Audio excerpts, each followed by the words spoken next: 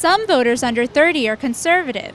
An equal number are liberal, but a striking majority of the millennial generation agrees on one thing: who should be the next president of the United States. A USA Today MTV Gallup poll of registered voters 18 to 29 years old showed Democrat Barack Obama leading Republican John McCain by 61% to 32%, the most lopsided contest within an age group in any presidential election in modern times.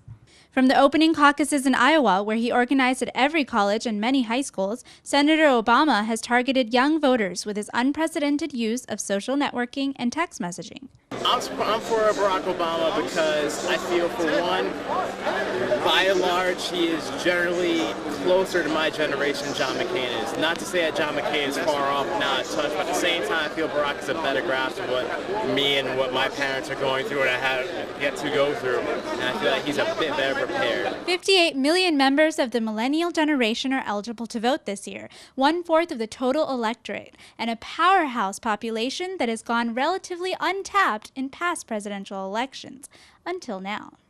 James King is a registered Republican who voted for George Bush in past elections, but this year he has chosen to support Obama in the traditionally conservative state of Indiana. It's important. Our country is diverse. We're a country of immigrants. We're a country of different ethnicities, different religions, and so it's important to have a figure who reflects that background. And I think that's one of the great things about Barack Obama, and that's one reason why so many young people are excited about him. I'll be voting for Barack Obama in this election because he stands for change in this country and he focuses on the youth issues, which are very important to me, being of a younger generation. Younger voters are more likely than older ones to cite education and the environment as major concerns, but they echo their elders when it comes to the top issue this year, the economy. Our economy, as you know, is falling apart. So I'm a college senior. To get a job is going to be so hard. To go to graduate school, loans are going to be so difficult to get. Education here is really expensive. You have to finance your education. And so in order to get a loan, you're going to have a better economy, and I believe Obama has a better plan for us. On the war in Iraq, ranked as the second most important issue, younger voters are more likely to support pulling U.S. troops out now or to back setting a firm timetable for withdrawal, Obama's position. 1 in 4 support McCain's stance of keeping U.S. troops deployed there until the situation is stable, even if that takes years. I think that we need to finish up over there, finish the work we've done so we don't have to end up sending our children back to Iraq to clean up the mess that we couldn't fix.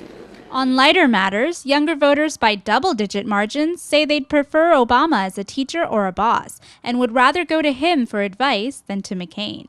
On one question, though, young voters do rank Senator McCain first, perhaps reflecting on a curiosity about his compelling life story and years of torture faced in a northern Vietnamese prison camp. They would rather read his personal diary. Reporting from New York City, this is Shruti Mathur for KSA2.